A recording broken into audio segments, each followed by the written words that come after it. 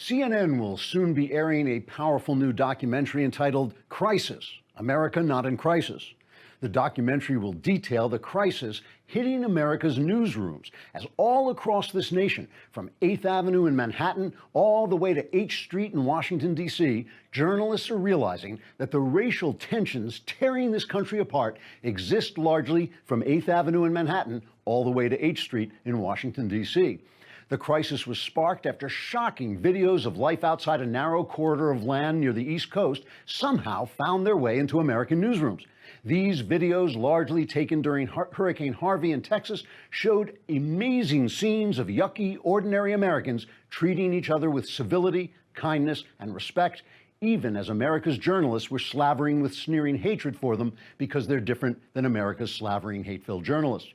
In one amazing rescue involving helicopters, small watercraft, and police dogs, CNN's Chris Cuomo was airlifted out of an ideological bubble in which he'd been trapped for 47 years.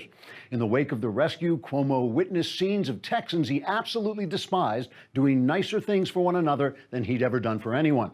Cuomo then gave an interview to his own hand in which he said, quote, "Oh, my dear hand, to whom I've been talking almost exclusively for as long as I can remember, it now seems I've been reporting on seething racism in an America that exists almost entirely inside my own imagination. Oh, please, my beloved hand, send me back to that imaginary America forever, lest I have to change my mind about anything or admit to myself that the ordinary Americans I hate are actually better people than I am," unquote. In another crisis scene at the offices of the New York Times,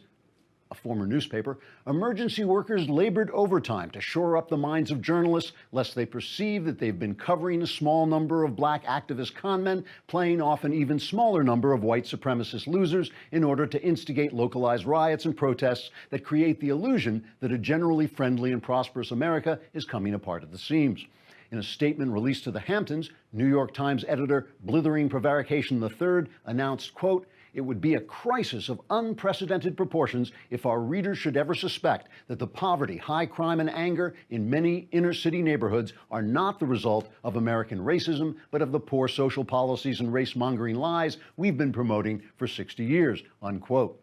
As the crisis of non-crisis deepens, many journalists are beginning to fear that Americans may soon discover that more than half of the angry white men they say voted for Donald Trump were not men or not white, meaning the country looks nothing like they say it does. As Clinton's surrogate George Stephanopoulos said in an interview with ABC's top journalist George Stephanopoulos, quote, "We must build stronger levees and sturdier infrastructure to keep America's newsrooms from being flooded by reality," unquote. Trigger warning, I'm Andrew Klavan, and this is The Andrew Klavan Show.